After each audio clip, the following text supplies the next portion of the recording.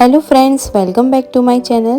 શું 5 ચમચી ઘીથી આવો કણીદાર માવા વગરનો દૂધીનો હલવો બની શકે છે? જી હા.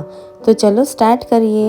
લઈ લઈએ ફ્રેશ દૂધી. આ રીતે 1 કિલોથી ઉપર વધારે છે અને લઈ લઈએ, સારી રીતે ધોઈ લઈએ. ધોયા પછી આની છાલ ઉતારી દીધી છે, કંઈક આ પ્રમાણે. હવે આને આપણે છીણી લઈશું. 2 મોટી છીણી હોય છે, મોટી છીણી યુઝ નથી કરવાની, નાની છીણીથી છીણ પાડી લેવાનું છે.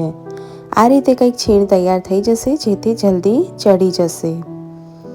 એક પેનની અંદર 4 થી 5 ચમચી જેટલું ઘી લઈશું અને લો ફ્લેમમાં આ દૂધીના છીણને સાંતળી લઈશું. 5 થી 6 મિનિટ સુધી સાંતળવાનું છે.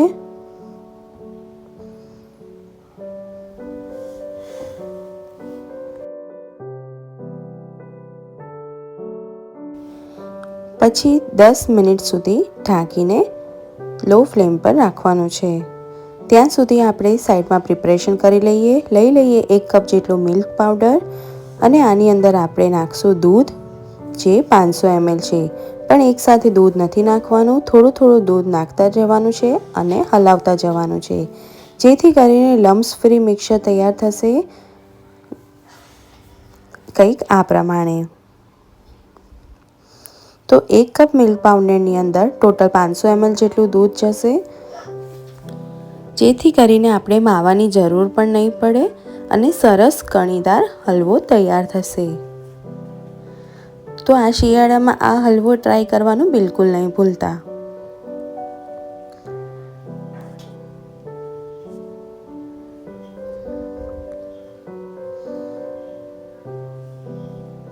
કંઈક આ રીતે આપણે મિક્સ કરતા જવાનું છે. 10 મિનિટ થઈ ગઈ છે. આપણે પેનમાં જોઈ લઈએ. અડધી જેટલી દૂધી ઓલમોસ્ટ પાકી ગઈ છે. તો ફરીથી હલાવશું.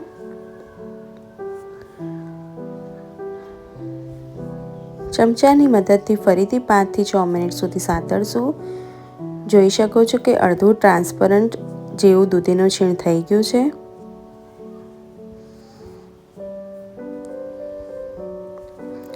હવે આની અંદર આપણે નાખી દઈશું મિલ્ક પાવડરનું મિક્સર, જે આપણે મિલ્ક પાવડર અને દૂધથી તૈયાર કરેલું હતું, જેનાથી એકદમ ક્રીમી અને કણીદાર દૂધીનો હલવો તૈયાર થશે. શિયાળાની ઠંડી ઋતુમાં ગરમ ગરમ દૂધીનો હલવો ખૂબ જ ભાવે છે.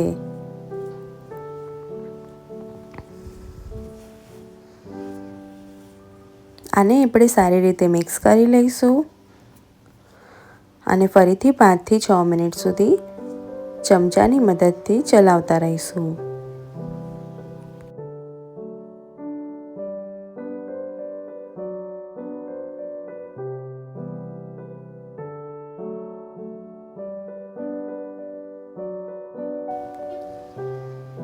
પાંચ 6 મિનિટ થઈ ગઈ છે. હવે આને ફરીથી 5 મિનિટ માટે ઢાંકી લઈશું, જેથી કરીને દૂધી સરસ રીતે ચડી જશે. સાઈડમાં આપણે ડ્રાયફ્રૂટ્સ થોડા ઘીમાં રોસ્ટ કરી લઈશું. અહીંયા મેં લીધા છે કાજુ, બદામ અને કિશમિશ, અને સારી રીતે લો ફ્લેમ પર ઘીમાં સાંતળી લઈશું. ધ્યાન રાખવાનું છે કે ગેસની ફ્લેમ લો જ રાખવાની છે. તમને ભાવતા હોય એ પ્રમાણે તમે ડ્રાયફ્રૂટ્સ વધારે ઓછા કરી શકો છો. અહીંયા મેં પાછળથી મગજતરીના બીજ પણ નાખ્યા હતા, તેનું ખાસ ધ્યાન રાખજો. જો તમને ન ભાવતા હોય તો તમે અવોઇડ કરી શકો છો. અહીંયા લાઇટ બ્રાઉન થાય ત્યાં સુધી આપણે ઘીમાં સાંતળશું.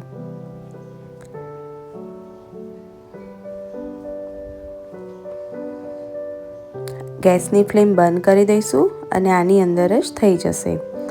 હવે સાઈડમાં આપણે જોઈ શકીએ છીએ કે આ રીતે કંઈક આપણો હલવો દેખાય છે. હવે આને ફરીથી હલાવશું. જોઈ શકો છો ઉપરથી એકદમ કણી કણી જેવું બનવા લાગ્યું છે. કંઈક આ રીતે ટેક્સચર છે. ઓલમોસ્ટ દૂધી જેવું છીણ છે તે પાકી ગયું છે.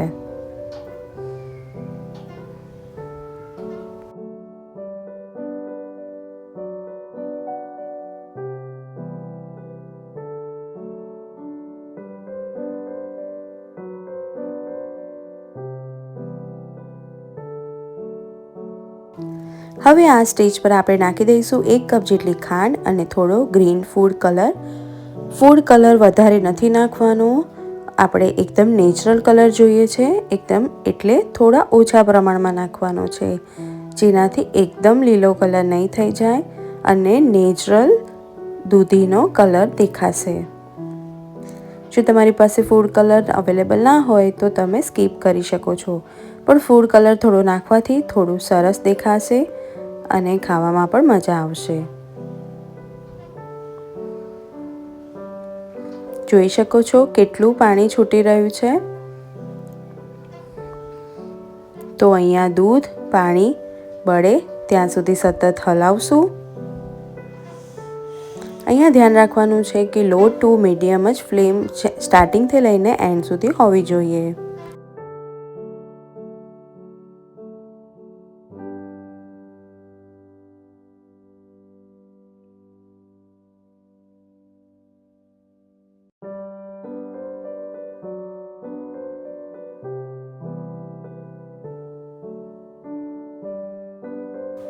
હવે આ સ્ટેજ પર આપણે નાખી દઈશું 4 થી 5 ચમચી જેટલી ફ્રેશ મલાઈ.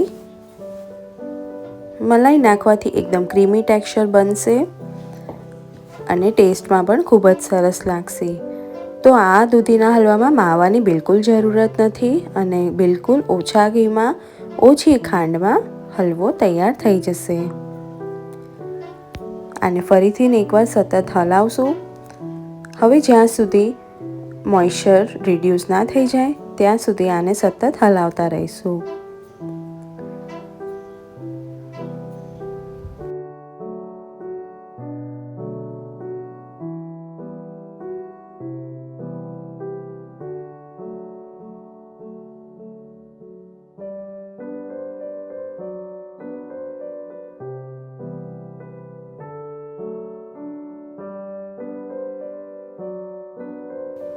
જોઈ શકો છો ઓલમોસ્ટ દૂધીનો હલવો રેડી છે.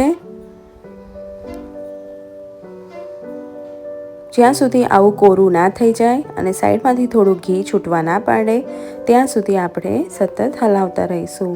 હવે આની અંદર નાખી દઈશું જે ઘીમાં રોસ્ટ કર્યા હતા, સાતળ્યા હતા એ ડ્રાય ફ્રૂટ્સ અને નાખી દઈશું 1 ચમચી જેટલો ઇલાયચી પાવડર.